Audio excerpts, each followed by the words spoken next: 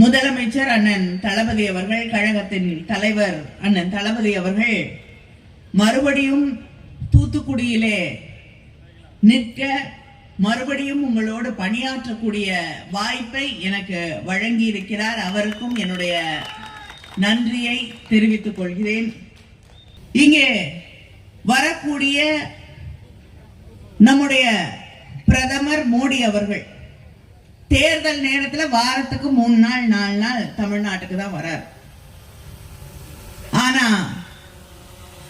இதுவரை தமிழ்நாடு சந்தித்திருக்கக்கூடிய ஏதாவது பேரிடர் நேரத்திலே உதவிக்கரம் நீட்டுவதற்கு, மக்களுடைய துயரை துடைப்பதற்கு, மக்களோடு நின்று பணியாற்றுவதற்கு வந்திருக்கிறாரா?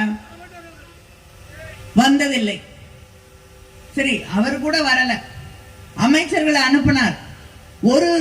ஒத்த ரூபா தூத்துக்குடி மக்கள் வீடு இழந்திருக்கிறார்கள். வயல்வெளிகள் எல்லாம் அடித்து செல்லப்படக்கூடிய அந்த அளவுக்கு மழை, ஆடு மாடு, நம்முடைய மீனவ தோழர்களுடைய வாழ்வாதாரமே பாதிக்கப்படக்கூடிய நிலை என்று பாதிக்கப்படாதவர்களே யாரும் இல்லை.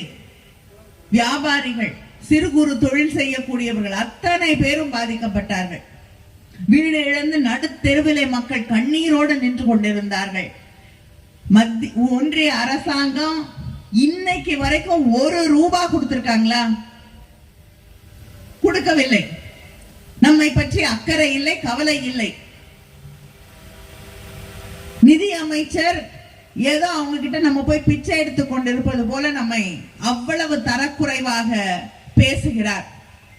இப்படிப்பட்ட ஒருவர் தொடர்ந்து தமிழ்நாட்டை இழிவுபடுத்துவதற்கு, தமிழர்களை பக்கத்து ஊர்ல கர்நாடகால ஒரு பாஜகவை சேர்ந்த அமைச்சர் ஏதோ கர்நாடகால குண்டு போடுவதற்கும் அங்கே தீவிரவாதத்தை விதைப்பதற்கும் தான் அங்கே தமிழர்கள் இருக்கிறார்கள் என்று சொல்லக்கூடிய ஒரு தொனியிலே பேசுகிறார். அவர் மேல என்ன நடவடிக்கை எடுத்திருக்காங்க? எதுவும் கிடையாது.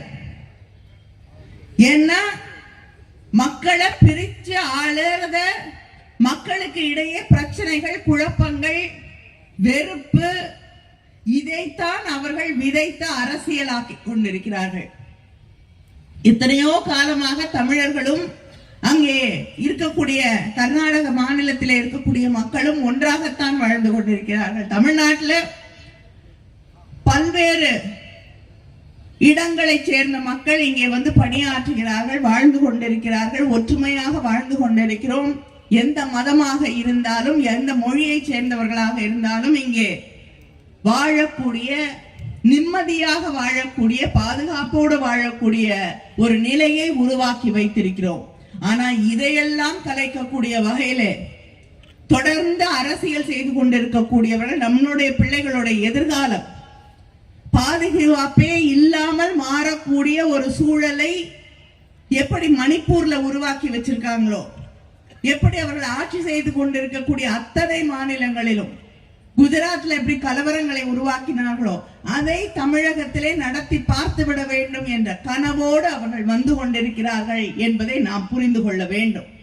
புரிந்து கொண்டு தமிழர்களுக்கு எதிராக என்னென்ன வழியில தமிழ்நாட்டுக்கு தொல்லை கொடுக்க முடியுமோ, நம்முடைய முதலமைச்சர் திராவிட மாடல் ஆட்சி, நல்ல ஆட்சியை நடத்தி கொண்டிருக்கக்கூடிய எல்லா மக்களுக்கும் உறுதுணையாக, வெள்ளத்துல பாதிக்கப்பட்ட போது நீ காசு கொடுத்தா கூட கொடுக்காட்ட போ, நான் இருக்கிறேன் என் மக்களை பாதுகாப்பதற்கு என்று நின்ற நம்முடைய முதலமைச்சருக்கு என்னென்ன வழியில தொல்லை கொடுக்க முடியுமோ கொடுக்கறதுக்குன்னு ஒரு கவர்னர் கொண்டு வந்து வச்சிருக்காங்க.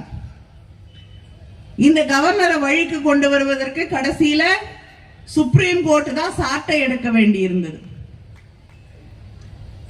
நம்முடைய அண்ணன் பொன்முடி அவர்களுக்கு பதவி பிரமாணம் செய்ய மாட்டேன்னு ஏதோ உலகத்தின் சட்டங்கள் எல்லாத்தையும் கரைச்சு குடிச்சவர் மாதிரி பேசிக்கிட்டு இருந்தாரு. சுப்ரீம் கோர்ட் கூப்பிட்டு ஒரு மிரட்டல் போட்டதும் இன்னைக்கு இருக்கிற இடம் தெரியாம பதவி பிரமாணத்தை செய்துவிட்டு அடங்கி கிடக்கிறார். இப்படி ஒன்னொன்னுக்கும் வழக்காடு மன்றத்தை நாடித்தான் தமிழ்நாடு நியாயம் பெற வேண்டும் என்ற ஒரு நிலைக்கு நாம் தள்ளப்பட்டிருக்கிறோம்.